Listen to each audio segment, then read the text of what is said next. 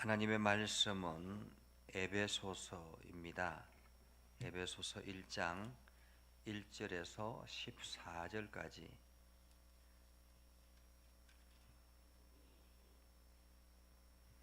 에베소서 1장 1절에서 14절까지.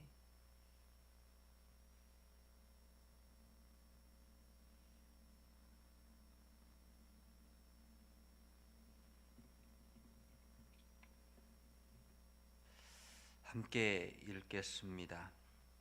하나님의 뜻으로 말미암아 그리스도 예수의 사도된 바울은 에베소에 있는 성도들과 그리스도 예수 안에 있는 신실한 자들에게 편지하노니, 하나님 우리 아버지와 주 예수 그리스도로부터 은혜와 평강이 너에게 있을지어다. 찬송하리로다. 하나님 곧 우리 주 예수 그리스도의 아버지께서 그리스도 안에서 하늘에 속한 모든 신령한 복을 우리에게 주시되, 곧 창세 전에 그리스도 안에서 우리를 택하사 우리로 사랑 안에서 그 앞에 거룩하고 흠이 없게 하시려고 그 기쁘신 뜻대로 우리를 예정하사 예수 그리스도로 말미암아 자기의 아들들이 되게 하셨으니, 이는 그가 사랑하시는 자 안에서 우리에게 거저 주시는 바 그의 은혜의 영광을 찬송하게 하려는 것이라. 우리는 그리스도 안에서 그의 은혜의 풍성함을 따라 그의 피로 말미암아 속량 곧 죄사함을 받았느니라. 이는 그가 모든 지혜와 총명을 우리에게 넘치게 하사 그 뜻의 비밀을 우리에게 알리신 것이요, 그의 기뻐하심을 따라 그리스도 안에서 때가 찬 경륜을 위하여 예정하신 것이니, 하늘에 있는 것이나 땅에 있는 것이 다 그리스도 안에서 통일되게 하려 하심이라. 모든 일을 그의 뜻의 결정대로 일하시는 이의 계획을 따라 우리가 예정을 입어 그 안에서 기업이 되었으니, 이는 우리가 그리스도 안에서 전부터 바라던 그의 영광의 찬송이 되게 하려 하심이라. 그 안에서 너희도 진리의 말씀 곧 너희의 구원의 복음을 듣고 그 안에서 또한 믿어 약속의 성령으로 인치심을 받았으니, 이는 우리 기업의 보증이 되사 그 얻으신 것을 속량하시고 그의 영광을 찬송하게 하려 하심이라. 아멘. 오늘도 하나님의 은혜가 여러분에게 가득하기를 바랍니다. 여러분들이 날마다 믿음 안에 굳건하게 서서 하나님의 뜻을 온 땅에 드러내는 복된 삶을 살아갈 수 있기를 바랍니다. 오늘은 에베소서를 함께 말씀을 나누려고 합니다. 이 에베소서는 에베소, 이게 소아시아 7교회 중에 첫 번째로 나타나는 교회가 에베소 교회이죠. 에베소라는 뜻은 욕망과 소망이라는 뜻을 가지고 있습니다. 에베소는 아시아의 머리이고, 또한 에베소 교회는 소아시아 지방의 어머니 교회라고 말할 수 있습니다. 이 도시는 가스델 항구에 있고, 지금은 터키 지역에 속해 있는 지중해 연안에 있는 교회이기도 합니다. 그래서 이 에베소 교회는 그 지중해 소아시아 교회 중에서 리더격으로 성장하는 그러한 교회입니다. 그럼에도 불구하고 이 에베소 지역이 음란한 지역이기도 합니다. 7대 불가사의인 아데미 신전이 그곳에 있고요. 그것으로 인해서 많은 음란이 그 도시 전체의 분위기를 주도하고 있는 그러한 곳이었습니다. 이러한 곳에서 지금 사도 바울이 복음을 전하고 교회를 세워서 이제 그 교회가 든든히 서기를 소망하는 마음으로 지금 에베소서를 편지를 쓴 것입니다. 이 편지를 썼을 때는 대략 주후 60년에서 63년 사이에 기록됐다라고 그렇게 보여집니다. 그리고 이 에베소서 이 편지를 쓸 때는 사도 바울은 로마 감옥에 있었을 때라고 그렇게 이야기를 합니다. 감옥에 있었을 때 에베소 교회를 사랑해서 에베소 교회에 지금 편지를 쓰고 있는 것입니다. 사도 바울은 이 에베소 교회가 그리스도를 담는 그러한 교회이기를 소망하는 마음으로 지금 에베소서를 씁니다. 에베소서에 담겨 있는 내용은 하나님의 참된 자녀로 성장하는데 필요한 훈련의 과정이 필요하다. 그래서 하나님께서 특별히 부르시고 예정하시고 부르시고 선택하셔서 하나님의 나라를 향해서 부름 받았다라는 정체성의 확신, 그 부름의 목적 이런 것들을 하나하나 세우면서 교회가 세워지는 목적이 무엇인가 하는 그러한 내용들을 볼 수 있습니다. 그래서 이 에베소서는 그리스도의 몸된 교회에 대해서 집중적으로 이야기하고 있는, 한마디로 교회론에 대한 이야기라고 말할 수 있습니다. 교회론에 대한 이야기. 자, 그렇다면 우리가 이 에베소서는 1장부터 6장까지 있는데 이 1장부터 6장까지를 살펴보면 1장은 교회의 기초를 이야기합니다. 교회의 기초. 그래서 교회의 기초는 무엇인가 하는 것과, 그리고 2장에서는 교회의 구성원은 무엇인가, 교회는 어떻게 구성이 되어지는가라는 거죠. 그리고 세 번째는 교회가 세상을 향하여 어떻게 나아가야 될 것인가라는 이야기를 한다면은 4장에서는 교회의 일체성, 한마디로 교회는 무엇을 향해서 달려가는가.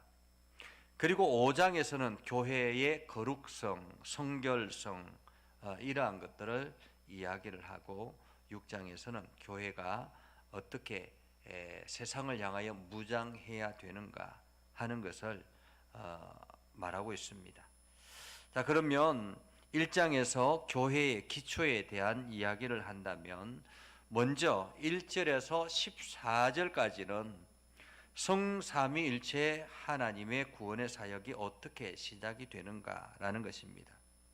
사도 바울은 하나님의 뜻으로 말미암아 그리스도 예수의 사도 된 바울은 이렇게 이야기하죠. 자기가 하나님의 뜻으로 지금 사도가 되었다라고 말합니다. 사실 사도 바울은 예수님에 대해서 무지한 사람이었죠. 믿음이 없는 사람이었습니다. 그럼에도 불구하고 예수 그리스도께서 그를 부르셨고 사도로 삼으셨습니다.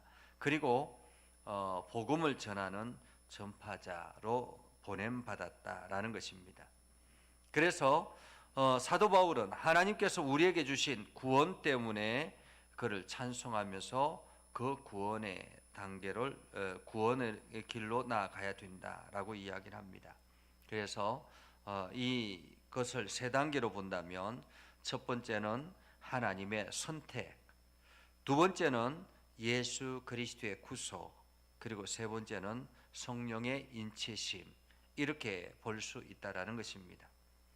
하나님께서 선택하셔서 하나님의 선택받은 백성들을 하나님 앞에 거룩하고 흠이 없도록 하기 위해서 예수 그리스도께서 당신의 아들 예수 그리스도께서 십자가에 달리시고 그리고 우리를 구속해 주셨다라는 사실이죠.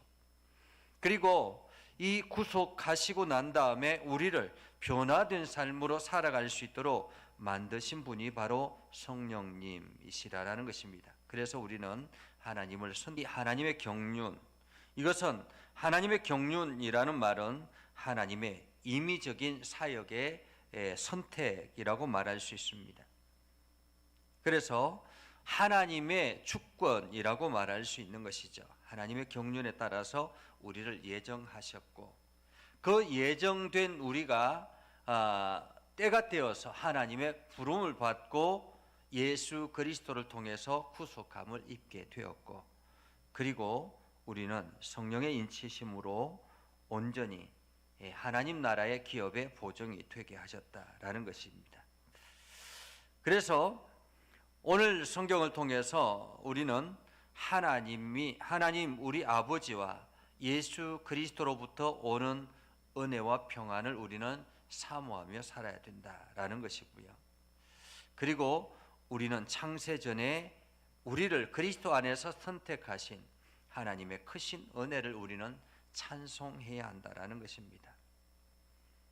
우리는 하나님의 목적대로 그 앞에서 거룩하고 흠이 없게 하기 위해서 우리를 구속해 주셨으므로 우리는 이제 그리스도 예수로 예수 법의 피로 말미암아 구속함을 얻은 사람들답게 감사하며 찬송하며 살아야 된다라는 것입니다. 그래서 우리는 이제 영원한 지옥 형벌에서 벗어나서 하나님 나라를 꿈꾸게 되었고요. 이 성령님께서 우리에게 이 말씀을 깨닫게 하시고 구원의 길로 이끌어 주시는, 한마디로 성령님께서 우리의 보증인이 되어 주셨다라는 사실을 말하고 있습니다. 이렇게 해서 하나님께서 우리를 부르시고 하나님께서 우리를 구원하시고 하나님께서 성령을 통해서 우리를 인치셔서 하나님의 기업의 풍성함을 얻게 하셨기 때문에 이제 15절에서 23절에는 사도 바울이 그 하나님에 대해서 기도하는 기도의 이야기 있습니다. 사도 바울은 하나님을 우리 주 예수 그리스도의 하나님, 영광의 아버지라고 그렇게 부르고 있죠. 그래서 예수 그리스도의 하나님이라는 말은 예수님의 인성에 대해서 분명하게 말하고 있습니다. 그래서 사도 바울이 에베소 교인들을 위해서 하나님께 기도하는 내용은 세 가지입니다. 첫째는 그는 하나님께서 그들에게 하나님을 아는 지혜를 주시기를 구한다라는 것입니다. 사실 우리가 살아가면서 하나님을 아는 지혜가 필요합니다. 그렇죠? 하나님을 믿는다고 하지만은 우리 일상 속에서 하나님을 아는 지혜가 필요합니다. 매일매일 매 순간마다 하나님을 아는 지혜가 필요합니다. 그래서 오늘 사도 바울은 에베소 교회가 이러한 하나님을 아는 지혜를 얻기를 원한다라고 그렇게 기도하고 있습니다. 두 번째 기도는 사도 바울은 하나님께서 에베소 교인들에게 마음의 눈을 밝혀주셔서 그의 부르짖음의 소망이 무엇이며 그 기업의 영광의 풍성함이 무엇인지를 알게 하시기를 구합니다. 사실 마음의 눈을 열어주셔서 밝혀주셔서 사실 우리가 보는 눈 있지 않습니까? 우리가 보는 눈에 보이는 것은 한계가 있는 것입니다. 우리가 보여지는 것은 눈에 보여지는 것은 한계가 있어서 우리가 어떤 벽 너머로 그것들은 눈으로 볼 수가 없는 것이죠. 그래서 우리에게 정말로 필요한 것은 마음의 눈이 필요합니다. 그래서 볼 수 없는 것들을 볼 수 있는 지혜가 필요한 것입니다. 하나님께서 지금 이 세상을 향한 하나님의 계획이 무엇인지, 그리고 사람들을 통해서 하나님께서는 무엇을 하기를 원하시는지, 이러한 것들을 마음의 눈을 열어서 밝히 보는 것이 필요합니다. 하나님께서 우리를 부르신 부름의 소망이 있지 않겠습니까? 그렇죠? 여러분 각자에게 하나님께서 부르신 부름의 이유가 있는 것입니다. 그 부름의 이유를 우리가 잘 깨닫고 알아갈 때에 우리는 비로소 하나님 나라를 향해서 달려가게 되는데, 우리가 그 부름의 이유를 알지 못하고 엉뚱한 길로 걸어가면 하나님께서는 그 부름이 헛된 부름이 되는 것입니다. 그래서 오늘 사도 바울은 에베소 교회 교인들이 마음의 눈을 밝혀서 그 부름의 소망이 무엇인지, 왜 에베소 교회를 부르셨고 하나님께서 그 에베소 교회를 통해서 무엇을 하기를 원하시는지 이것을 알기를 기도하고 있습니다. 그리고 세 번째는 사도 바울은 하나님께서 에베소 교인들로 믿어 구원하게 하신 하나님의 능력의 지극히 크심을 알기를 원하고 있습니다. 죄로 인해서 어두워졌고 그리고 심히 무감각해졌던 우리를 깨우치고 회개하게 하시고 주 예수 그리스도를 믿게 하셔서 이 구원의 사역이 얼마나 큰 일인지 큰 사역인지 하나님의 능력이 아니고는 죄로 죽을 수밖에 없는 우리 영혼이 다시 살아났다는 이 사실 말입니다. 그래서 사도 바울은 이 기도를 통해서 오늘 우리는 하나님께서 우리에게 지혜와 계시의 정신을 주셔서 하나님을 알게 하기를 우리도 기도해야 합니다. 우리는 무엇보다도 성경을 통해 하나님을 더 깊이 아는 그러한 복을 누리기를 기도해야 하는 것입니다. 두 번째는 우리는 하나님께서 우리의 마음의 눈을 밝히셔서 그의 부름의 소망이 무엇이고 그 기업의 영광의 풍성함이 무엇인지 알기를 기도해야 하는 것입니다. 우리는 하나님께서 우리에게 주신 부활과 천국과 영생의 소망을 더 깊이 깨닫고 그래서 우리는 천국과 영생의 영광을 향해서 열심히 달려가는 그러한 우리가 되어야 되는 거죠. 세 번째는 우리는 하나님께서 우리에게 그의 능력의 지극히 크심이 어떠한지를 알기를 기도해야 합니다. 그래서 하나님은 어떤 분이신가 그리고 그 하나님의 능력이 얼마나 크신가 하는 것들을 우리가 알아서 그 하나님 앞에 헌신하는 그러한 믿음의 백성들이 되어야 되는 거죠. 하나님의 크신 능력의 역사로 말미암아 오늘의 하나님의 오른편에 계신 예수 그리스도의 영광을 바라보는 그래서 교회의 머리 되신 예수 그리스도의 말씀에 순종하는 우리가 되어야 된다라는 것입니다. 그래서 이를 위해서 우리가 기도해야 되는 것이죠. 자, 그렇다면 2장에서는 교회는 어떻게 이루어지는가라는 것입니다. 교회는 어떻게 이루어지는가? 1절에서 10절에 보면 은혜의 구원에 대한 이야기를 합니다. 성도의 영혼은 과거의 허물과 죄로 죽었던 상태이죠. 허물과 죄는 아담으로부터 주어진 죄지 않습니까? 첫 범죄함으로 말미암아 모든 사람들이 범죄하게 됐다라고 말하고 있습니다. 구원받기 전에는 세상의 풍속을 따라서 쫓고 공중의 권세 잡은 자를 따라가는 사람들이었습니다. 그래서 우리가 이 원죄라는 것은 무엇이냐면 바로 하나님을 떠난 죄라는 말입니다. 하나님을 떠난 죄.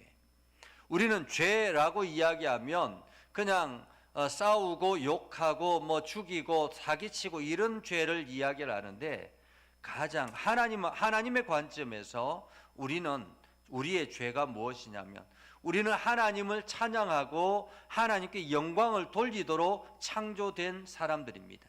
그런데 하나님께 영광을 돌려야 될 우리가 하나님을 떠나서 세상을 향해서 집중하고 세상을 향해서 바라보고 세상의 세상의 풍속에 쫓아다니는 일에 열심을 다하는 것, 이것이 바로 우리의 죄라는 것입니다. 그래서 세상을 쫓아가다 보니까 거기에는 사기를 치기도 하고 살인을 하기도 하고 이러한 세상적인 기본적인 그 규율 안에서 그 규율을 깨뜨림으로 인해서 세상적인 죄가 나오게 되는 것이죠. 그래서 죄라는 것은 1차적으로는 하나님을 떠난 것이 1차적인 죄고요. 하나님을 떠난 백성들이 세상의 규율 속에 살다가 그 규율을 어기면서 나타나는 죄, 이것은 2차적인 죄라고 말할 수 있는 것입니다. 그래서 이러한 1차적인 죄와 2차적인 죄 가운데 있는 우리가 바로 예수 그리스도의 십자가의 부활로 말미암아 우리가 구원을 받게 되었고 이것이 전적인 은혜였다라는 것입니다. 그리스도와 함께 다시 살아나게 됐다라는 것. 허물과 죄로 죽었던 우리를 그리스도와 함께 다시 살리신 이 사실, 이 은혜가 크다라는 거죠. 그래서 하나님께서는 죄로 죽었던 우리의 영혼을 살려주셨다라는 것을 오늘 이 에베소서를 통해서 말하고 있습니다. 그리고 우리는 하나님의 크신 긍휼과 은혜로 오직 믿음으로 구원을 얻게 된다라는 사실입니다. 예수 그리스도의 십자가 대속의 죽음이나 우리가 예수를 믿고 구원받은 일이 다 하나님의 전적인 은혜였다라는 것입니다. 어느 한 것이 하나가 특별한 것이 아니라 하나님께서 이 모든 일들을 계획하셨다라는 사실이죠. 그래서 하나님의 전적인 은혜라고 말하고 있습니다. 이러한 우리 각자가 모여서 교회가 세워지는 것이기 때문에 그 교회의 가장 근본적인 것은 하나님의 은혜라는 것입니다. 그래서 구원의 목적은 우리가 선한 일을 위해 살게 하기 위함이라는 거죠. 선한 일은 곧 하나님의 은혜의 구원을 말합니다. 그래서 자신의 나태함을 정당화해서는 안 되는 것입니다. 우리는 성경에 계시된 하나님의 계명을 순종하되 늘 하나님을 경외하고요, 경건하게 살고 거룩하고 의롭고 선하게 살며 영혼 구원의 전도와 교회를 세워나가는 일에 힘써야 된다는 것을 오늘 우리들에게 말하고 있습니다. 그래서 이것이 하나의 교회의 요소라는 거죠. 구성 요소라는 것입니다. 하나님의 은혜가 교회의 구성 요소라는 거죠. 사람이 교회의 구성 요소가 아니라 하나님의 은혜라는 것입니다. 은혜의 바탕 위에서 교회가 세워졌다라는 것. 은혜와 구원이 바로 교회의 요소라는 것입니다. 11절부터 22절까지는 그러면 하나님께서 이 사람들과 어떻게 관계하기를 원하시는가? 한마디로 하나님과 화목하게 하심이라라는 것입니다. 에베소 교인들은 과거에 구원받기 전에는 어떤 신분의 상태였습니까? 그들은 세상의 일들로 가득 차 있던 사람들이었습니다. 육체적으로는 이방인이었다라고 이야기를 하죠. 그리고 손으로 육체를 행한 할례당이라고 육체에 행한 할례당이라고 칭하는 자들에게 무할례당이라고, 한마디로 자격 없는 자였다고 이야기를 하는 것입니다. 그리고 또한 그리스도 밖에 있는 자였다고 이야기를 하죠. 그리스도 밖에 있는 자, 이스라엘 나라 밖의 사람들, 그리고 약속의 언약에서 외인이었다고 이야기를 합니다. 세상에서는 소망이 없던 자라고 이야기를 하죠. 하나님도 없던 자라고 이야기합니다. 이 모든 것들이 바로 에베소 교회의 과거의 삶이었다라는 것입니다. 이것은 오늘날 우리들에게도 마찬가지라는 것이죠. 사실 우리도 마찬가지로 육체적으로는 이방인이었습니다. 그렇죠? 육체적으로는 이방인. 그리고 그 유대인들에게 있어서 우리는 무할례당이라고 칭함받는 사람들이었습니다. 그리스도 밖에 있는 사람들이었고 이스라엘 나라 밖의 사람들이었고 약속의 언약에서 외인된 사람들이었고 세상에서 소망이 없던 사람들, 하나님 없는 자들, 이러한 사람들이었다라는 것입니다. 그래서 우리의 본래의 신분, 구원받기 이전의 사실을 우리는 잊지 말아야 된다라는 것입니다. 처음부터 우리가 하나님의 구원받은 백성으로서 하나님의 구원의 은혜 가운데 있는 사람들이 아니었다라는 것입니다. 사실 우리가 태어나면서 모태신앙이라고 이야기하죠. 모태신앙이라 할지라도 마찬가지입니다. 그가 단지 부모님이 교회를 다니고 내가 함께 교회를 다니기 때문에 자연스럽게 교회는 다니지만은, 그러나 그가 온전한 믿음으로 고백하기 이전까지는 외인과 같다라고 말할 수 있는 것입니다. 혈통으로 하나님의 백성이 되는 것은 아닙니다. 내가 예수 그리스도를 경험하고 예수 그리스도의 은혜 안에서 온전히 있다라는 사실을 믿음으로 고백할 때 비로소 그리스도 안으로 들어오는 것입니다. 그래서 우리는 구원받기 이전의 상태를 늘 기억해야 합니다. 그리고 또한 구원받은 지금의 상태를 우리는 잊지 말아야 되는 것입니다. 우리는 이 모든 일이 우리 구주 예수 그리스도로 말미암아 주어진 것임을 우리는 깨닫고 날마다 하나님께 감사해야 하는 것입니다. 그래서 우리는 이제 제도권 밖에 있는 사람이 아니라 제도권 안에 들어온 사람들, 어떤 제도권을 말합니까? 하나님의 제도권 안에, 그죠? 하나님의 제도권 안에 들어온 사람들이라고 말할 수 있습니다. 이것이 바로 교회의 구성 요소라는 것입니다. 그래서 우리는 이제 하나님과 화목하게 된 사람들, 하나님의 은혜로 구원을 받고 그리고 하나님과 화목하게 된 사람들이 모여 있는 곳이 바로 교회라는 것을 말하고 있습니다. 자, 그러면 하나님께서 왜 교회를 이렇게 세우셨는가라는 거예요. 왜 이렇게 세우셨는가? 그래서 3장에서는 교회가 세상을 향하여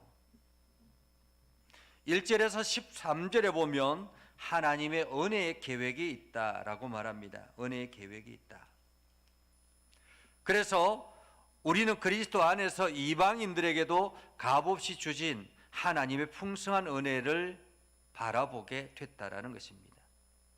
그래서 여기서부터 이제 과거에 예전에는 교회가 그 유대인들 중심의 교회였다면, 하나님의 나라가 유대인들 중심의 나라였다면, 이제 이것이 교회를 통해서 세상으로 향하여 이방인들에게도 열려지게 됐다라는 것입니다. 그래서 유대인들에게만 값없이 주어지는 은혜가 아니라 모든 이들, 세상에 있는 모든 이들에게, 이방인들에게도 값없이 주신 하나님의 풍성한 은혜라는 사실을 우리는 기억해야 된다는 것입니다. 이를 위해서 오늘 예수 그리스도께서 구원의 은혜를 베풀어 주셨다는 거죠. 그래서 우리는 예수 그리스도의 이름으로 담대하고 당당하게 하나님께 나아가게 됐다라는 사실을 우리는 기억해야 합니다. 그래서 우리가 주 예수 그리스도의 대속의 사역을 통해 그를 믿음으로 죄사함과 의롭다 하심과 하나님의 자녀됨의 특권을 얻었다라는 사실, 이것이 바로 하나님께서 교회를 향한 구원의 계획이었다라는 것입니다. 자, 그래서 대속의 사역을 통해서 우리가 하나님의 자녀의 특권을 얻고, 그리고 바로 예수 그리스도께서 우리의 중보자가 되셨다라는 사실을 말하고 있습니다. 그래서 우리가 예수 그리스도와 교회를 위해서 당하는 고난 때문에 낙심하지 말아야 된다라는 사실을 우리는 기억해야 합니다. 참된 헌신은 남에게 대접을 받으려고 하는 것이 아니라 오히려 하나님과 그의 교회를 위해서 모든 것을 헌신할 수 있어야 되는 것이고, 우리는 주의 구원의 은혜에 감사하여 하나님을 섬겨야 되는 것입니다. 그러다가 고난을 받는다 할지라도 낙심하지 않고 오히려 그것을 영광으로 생각해야 된다는 사실을 우리는 말하고 있습니다. 그래서 교회는 세상을 향하여 어떻게 돼야 된다고 합니까? 겸손한 봉사자가 돼야 된다는 것입니다. 겸손한 봉사자. 그래서 사도 바울도 모든 성도 중에 지극히 작은 자보다 더 작은 자라고 고백하지 않습니까? 우리가 하나님의 일에 쓰임받는 자가 되려면 우리는 자신의 부족함을 깨닫고 하나님과 사람 앞에서 자신을 낮추는 겸손한 봉사자가 되어야 된다는 사실을 오늘 사도 바울은 이야기를 하고 있습니다. 그래서 교회는 세상을 향하여 나아가야 되는데, 이 세상을 향하여 나아갈 때 언제나 겸손한 봉사자여야 된다는 사실. 그래서 오늘 사도 바울은 교회가 세상을 향하여 나아갈 때 사도 바울의 기도와 찬송이 있습니다. 첫 번째 기도 내용은 그의 영광의 풍성함을 따라 그의 성령으로 에베소 교인들의 속사람을 능력으로 강건하게 하옵소서라고 기도하는 거죠. 그리고 바울의 두 번째 기도의 내용은 믿음으로 말미암아 그리스도께서 에베소 교인들의 마음에 계시하게 하옵소서. 세 번째는 사랑 가운데 굳게 서서 그 사랑을 온전히 알아 충만한 사랑의 사람이 되게 하옵소서라는 기도의 제목입니다. 사도 바울은 모든 성도들이 예수 그리스도의 사랑의 넓이와 깊이와 높이와 그 길이와 어떠함을 깨달아서 하나님의 모든 충만하심으로 충만하게 되기를 기도하고 있는 것이죠. 그래서 에베소 교인들이 이 세상의 편협된 생각에서 벗어나서 더 넓게 하나님의 나라, 하나님의 뜻을 깨달아 알아서 하나님의 그 사랑을 깨달아 알아서 세상을 향하여 나아가기를 소망한다라고 오늘 사도 바울은 말하고 있습니다. 그래서 오늘 이 말씀을 통해서 우리는 하나님께 성령으로 우리의 속사람을 능력으로 강건하게 하기를 우리도 기도해야 합니다. 사도 바울의 기도를 통해서 우리들도 우리의 믿음으로 예수 그리스도께서 우리 마음속에 계시기를 기도해야 되고요. 우리는 사랑 가운데서 뿌리가 박히고 터가 굳어지고 그리스도의 사랑의 넓이와 길이와 높이와 깊이를 알아서 세상에 충만한 자, 사랑으로 충만한 자가 되기를 기도해야 합니다. 그래서 언제든지 세상을 포용하고 그들을 섬기고 사랑할 수 있는 그러한 사람이 되어야 된다라는 것이죠.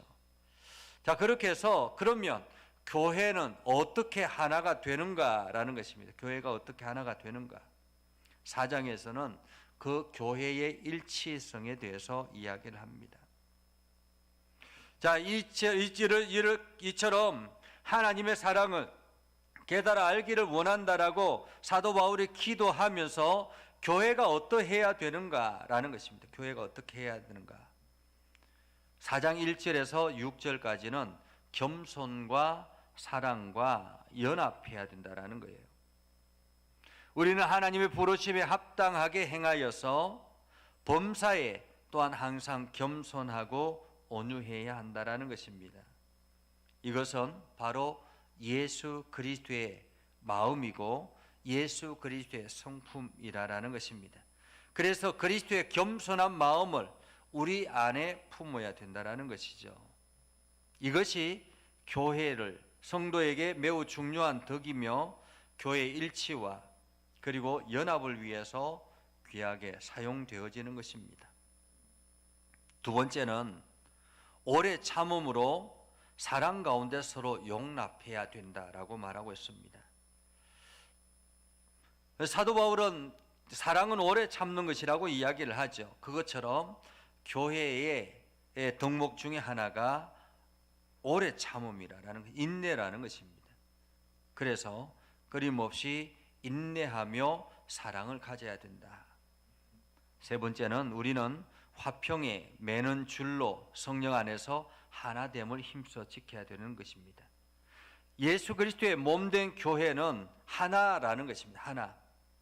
각기 다른 지체들이 가지고 있지만은 각기 다른 것이 있지만은 그러나 한 하나님과 한 예수 그리스도 한 성령 안에서 교회가 이루어진 것이기 때문에 우리는 하나여야 한다라는 것입니다. 그래서 끊임없이 우리는 하나를 향해 달려가야 된다라는 것이고요. 7절부터 16절까지는 온전한 사람으로 이루어 가야 된다라고 말하고 있습니다. 그래서 우리가 하나 되기 위해서 성경을 바르게 그리고 열심히 배우고 가르쳐야 되는 것입니다. 이를 위해서 각기 직분자들을 주셨다라는 거죠. 목사를, 교사를 이렇게 각자에게 주셨다라는 것입니다. 사역의 목표는 무엇입니까? 성도들을 온전하게 하는 것. 성도들을 봉사하게 하셔서 그리스도의 몸으로 세워지는 것, 이것이 바로 교회의 사역이라는 것입니다. 그리고 두 번째는 온전한 사람이 되기 위해서 힘써야 된다는 것입니다. 교회 전체 교회가 믿음과 지식에 있어서 완전해지는 것, 교회는 그리스도의 몸으로서 그리스도의 인성을 풍성함으로 나아가야 되는 것, 이것이 바로 교회가 가져야 될 덕목이라는 것입니다. 온전한 사랑으로 하나 되는 것. 그래서 교회는 예수 그리스도를 머리로 두고 우리는 몸된 교회로서 점점 자라가야 된다는 것을 말하고 있습니다. 자라가야 된다. 성장해 나가야 된다는 거죠. 그래서 교회가 17절에서 25절까지는 의와 거룩함과 진실함을 드러내야 된다라고 말하죠.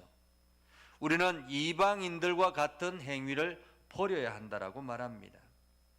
이방인들은 그 생각하는 것들이 무엇입니까?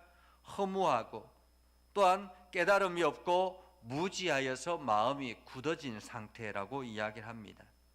결과적으로는 그 이방인들은 하나님의 생명에서 떠나 있는 도덕적 불감증에 쌓여 있는 사람들. 그래서 그들은 어떻게 살아갑니까? 방탕하고 엄란하고 더러운 욕심으로 살아가게 된다라는 거죠.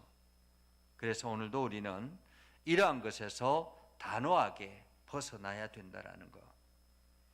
그리고 교회는 예수 그리스도께서 우리를 이러한 것에서 벗어나기 위해서 단번에 주신 구원의 은혜라는 것을 사실을 기억하면서 오늘도 우리는 새 사람을 힘입어 새 사람을 입으라 라고 이야기합니다. 새 사람을 입으라. 우리는 하나님의 초청대로 그의 은혜로 모든 죄를 회개하고 예수 그리스도를 믿고 구원의 은혜 안에 살아가는 사람들입니다. 그래서 우리는 새 사람, 새로운 사람이 되었다라는 사실을 우리는 기억하고 그러한 새로운 사람으로서 새로운 열매들을 맺으며 살아가야 되는 것입니다. 새로운 열매들은 거룩한 열매라고 말할 수 있죠. 거룩한 열매. 그래서 여기에는 모든 거짓을 버리고 진실하게 나아가는 것. 그래서 우리가 항상 어떻게 살아가야 되는가? 26절에서 32절에 보면 선함과 덕스러움과 인자함을 나타내야 되는 것입니다. 그래서 사도 바울은 이야기하죠. 분을 내어도 죄를 짓지 말고 해가 지도록 분을 품지 말아라 라고 이야기합니다. 도둑질하지 말고 가난한 자들을 구제하고 선을 베풀 수 있어야 된다라는 것입니다. 불건전하고 나쁜 말을 우리 입 밖에도 내지 말아라라고 이야기합니다. 악독과 노함과 분냄과 떠드는 것들을 우리는 버려야 된다라고 말합니다. 그래서 언제나 많은 사람들에게 자비롭고 친절하게 대하는 인정 있는 사람이 되라라고 말하고 있습니다. 이것이 바로 교회가 나아가야 될 방향, 세상을 향하여 나아가야 될 방향이라는 거죠. 자, 그렇다면 교회는 어떻게 돼야 되는가? 교회의 성결성은 어떠한가라는 것입니다. 자, 5장 1절에서 7절까지는 사랑과 거룩함으로 우리가 채워져야 된다라는 것을 이야기를 하고 있죠. 그래서 우리는 하나님의 사랑 안에서 본받고 예수 그리스도께서 우리를 위해 자신을 속죄 제물로 주신 그 사랑을 본받아 사랑 가운데 행해야 된다라고 말하고 있습니다. 그리고 또한 우리는 모든 더러운 것과 탐욕을 버리고 끊임없이 하나님 앞에 거룩한 말을 하고 감사하는 말을 하라라고 이야기를 합니다. 8절에서 14절까지는 빛의 자녀답게 라고 말합니다. 빛의 자녀처럼 세상은 어둠 가운데 있다라는 사실을 우리는 인정해야 합니다.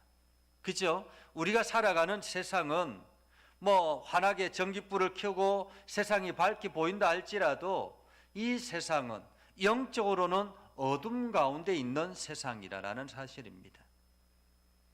어둠 가운데 있으면 어둠 가운데 있다라는 사실은 그 안에는 불경건하고 악하고 거짓된 삶들이 가득 차 있다라는 사실입니다. 그 가운데 우리가 살아간다라는 것은 우리가 그 가운데서 빛이 되어야 된다라는 거죠. 열매 없는 어둠의 일에 참여하지 말고 도리어 우리는 어둠 가운데 참여하지 말고 예수 그리스도의 피로 구속함을 얻은 성도들은 이제 열매 있는 자가 되라라고 말하고 있죠.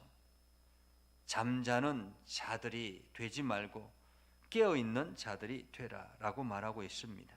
이것이 바로 빛의 자녀처럼 살아라라는 말이죠. 15절에서 21절에는 그래서 빛의 자녀로서 지혜와 성령의 충만함과 찬송과 감사가 우리 안에 넘쳐나야 된다라고 말하고 있습니다. 이처럼 이렇게 빛의 자녀로서 살아가는데 22절에서 33절까지는 아내와 남편의 의무에 대해서 이야기를 합니다. 부부관계에 대한 이야기 있죠. 가정이 세워지기 위해서는 아내의 역할이 있고 남편의 역할이 있는 것입니다. 마찬가지로 교회가 그리스도의 신부된 교회가 교회의 역할들을 능히 감당해야 되는 것입니다. 그래서 교회는 그리스도를 돕는 자로, 그리스도는 교회를 세우는 자로 그렇게 끊임없이 가야 되는 것처럼 가정에서도 마찬가지입니다. 남편과 아내의 역할들이 상호간에 조화롭게 이루어질 때 행복한 가정이 세워지게 되는 것이죠. 이러한 기초적인 가정의 기본적인 원리가 교회에서 그리고 하나님의 세상을 향해서 나아가게 된다라는 사실을 말하고 있습니다. 자, 그렇다면 이러한 가운데서 교회가 거룩하고 성결하게 세워지고 나면 세상을 향하여 어떤 자세로 가야 되는가? 세상의 사람들에 대해서는 끊임없이 사랑으로 품고 그들을 나아가야 되겠지만은 교회가 영적인 관계 속에서는 끊임없이 또한 세상의 일들에서 책임을 다해야 되는 것입니다. 그래서 교회가 자녀와 부모와의 관계 속에서 종과 주인에게 관계 속에서 기본적인 의무들을 잘 하라라는 것입니다. 사실 기독교인들이 교회에서 신앙생활을 열심히 한다고 하면서 세상에 나아가서 세상에 그 자기에게 주어진 사회 구성원으로서의 역할들을 감당하지 못하면 그것이 곧 교회의 책임이 되기도 합니다. 그래서 사회에서의 역할들을 잘 하지 못했을 때 그 비난의 화살이 교회로 돌아오는 이유는 바로 교회가 그 성도들의 그 사람 자체가 영적인 권위를 가지고 있다는 사실을 말하고 있는 것입니다.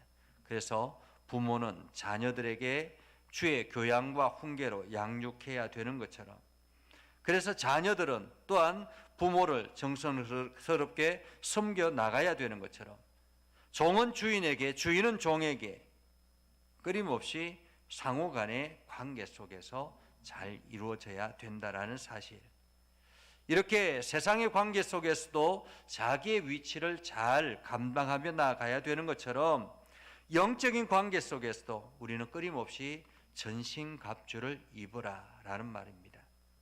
여러분, 하나님의 전신갑주를 입는 것은 무엇입니까? 내가 영적인 긴장감을 가지고 가라라는 말입니다.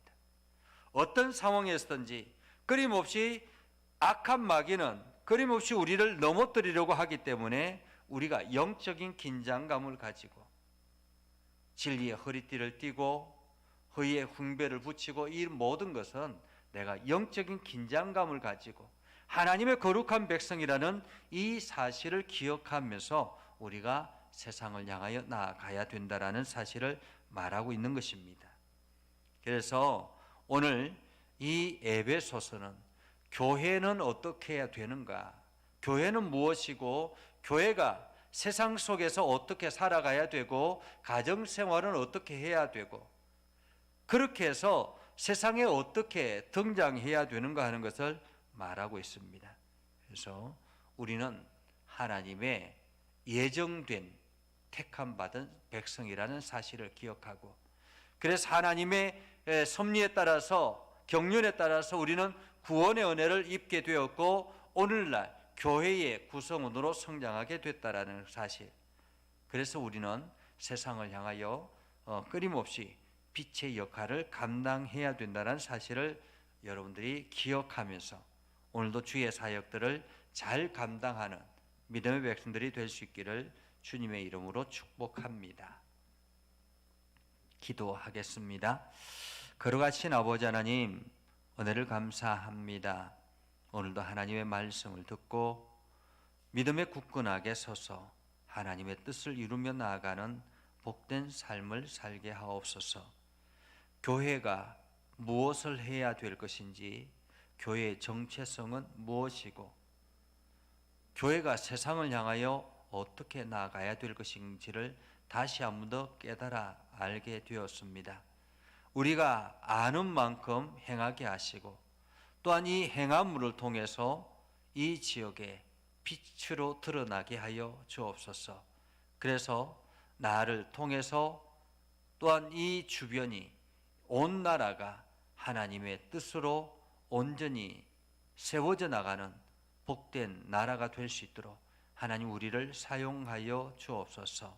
오늘도 기도하는 모든 심령들 가운데 하나님의 은혜가 넘쳐나게 하옵소서. 예수님의 이름으로 기도드리옵나이다. 아멘. 이제는 우리 구주 예수 그리스도의 은혜와 하나님 아버지 극진하신 사랑과 성령님의 감화 감동 역사 위로 교통하시며 은혜가 주의 말씀 안에 있는 모든 믿음의 백성들 위에 하는 모든 일들 위에 영원토록 함께 하옵시기를 간절히 축원하옵나이다. 아멘.